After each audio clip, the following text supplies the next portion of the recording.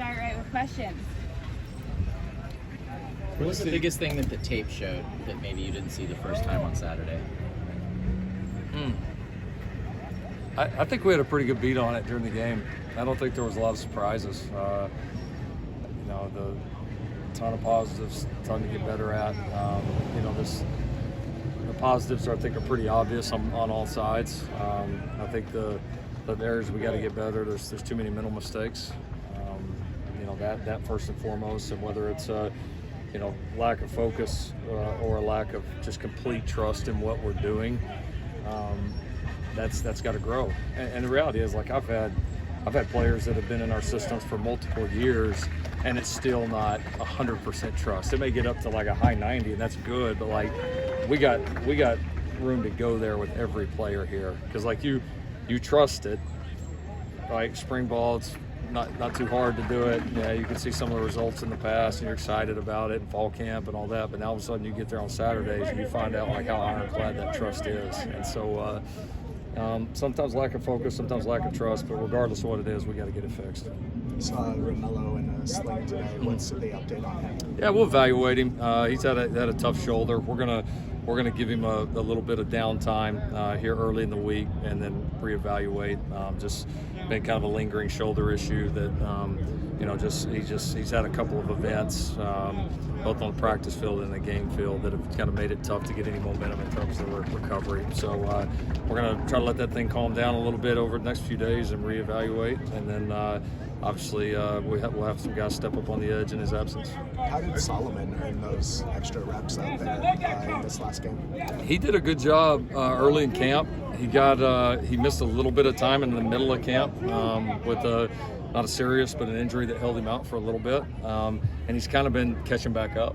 And it's like several guys on our roster. Like, he's been doing some good things in practice. He's kind of been coming back along, catching up.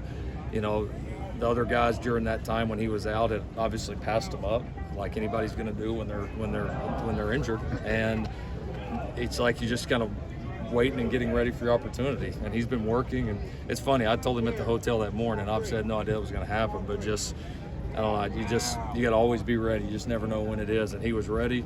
He got in there, got reps, played aggressive, got after the passer, played fast, and it was obviously important for us that he stepped up, and he did. Speaking of that trust that you were just talking about, how big is it to have that with a guy like Caleb? And you feel like that developed? It usually takes about a year to do that with a quarterback, given how important he is in your offense. Yeah, it's better.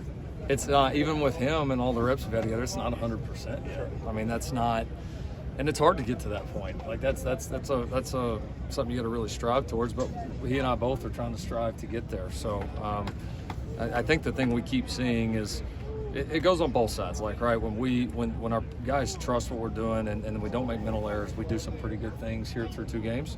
And when we don't, we don't. But then the flip side is, as coaches, like, we got to trust them too. It's a two-way street. And so, we're building our trust in them, they're building their trust in us. And again, we're just not gonna, we've told the guys and staff from day one, we're not gonna use this is year one crutch. This is all we got right now, and we got to make the best of it we possibly can, and we can definitely get a lot better there. So that Cortland was unable to practice today after leaving the game early. Obviously, I know you talked about your confidence in Bobby, but is this kind of one of those situations where it's good to have used both of those left tackles? And yeah. What do you think in terms of Cortland's status? Yeah, no, I mean, it is. It's you're glad you played some guys. We're going to rest him here early in the week, and probably similar to Romello, and then make a decision. He's progressed nicely since the game, so I think he's on a good track. But yeah, I mean, this is why you rep some of those guys, because this is inevitably going to happen in a season. And if he's ready to go, that's great. And if not, obviously, Bobby's going to play some no matter what, and we got a ton of confidence if it's Bobby the whole way. After the game, for Fresno State, watching film, not many weaknesses. You know what I mean? Like they're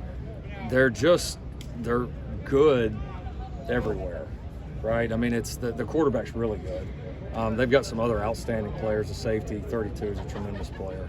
A couple D linemen that really stand out. But they, more than maybe just the standout individual guys, it's you don't look at one part of their team and like, all right, the line's not very good, or the DBs are not very good. Like they're good everywhere. They're very experienced. They know how to win.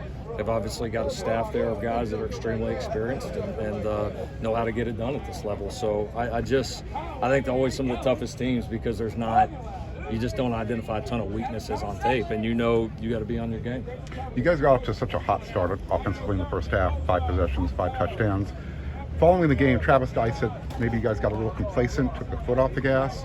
What are your thoughts when you hear that after game 2? Yeah, no, I think it's very possible. I thought at times when we tried to, at times we intentionally slowed it down a little bit, but slow it down doesn't mean you don't execute. Like you can call a play and snap it with 30 seconds left or snap it with 5 seconds left. You still got to execute. And the reality is when we slowed it down, our execution went down. Especially the more it's disappointing to me were, the third down penalties, which good offenses don't do. We had 2 conversions just completely wiped out, and that's 2 drives right there. And then we had 2 busts in blitz pickup and just gave free runners on plays that should have been huge plays. And so, we did things in the second half that bad offenses do. And when you do that against good football teams, you're not going to play the way you want to. So, again, whether it's complacency, lack of focus, lack of trust, whatever it is, it's got to get better. The defense was on the field for a lot of plays in the first half on Saturday. Was slowing it down kind of with that in mind? I think you're always, as a head coach, just have an overall feel. I mean, is that part of it? Yes. Is that all of it? No. I mean, I think we'd separated a little bit, and we were running the football well, and we felt like we still wanted to execute, but we felt like the situation called for, hey, let's not just be dumb here about not using some time. So, but we got to be able to execute in those situations. We're going to need to do that to be able to win games. And it's not necessarily 4-minute mode, but you've got to be able to operate at different paces. And when we slowed down some of the second half, we obviously did not operate the way we expected.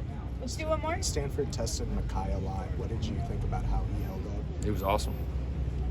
He was awesome. I mean, he gave up one glance ball that came out of technique a little bit. Other than that, it was PBUs, interceptions, competitive plays. I thought I think he had the one interference call, which was, textbook coverage. I hope he covers like that every single play this year.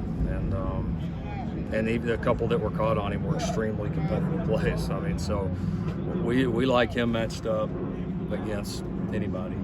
The way he's playing and competing, the guys he goes against here in practice are good players, and it's a battle every single day. So that's a one-on-one matchup that we're very, very comfortable with. Thank you, Coach Riley. You got it there. Oh, thank you. How's the defense adjusting their game this week against Fresno State's offense? Yeah, no, it's a good offense. Obviously they've thrown the ball around at a high level, and it'll be probably the best passing attack that we've seen up to this point. And Stanford was certainly very good too. Not taken away at all. So different though in some ways than Stanford.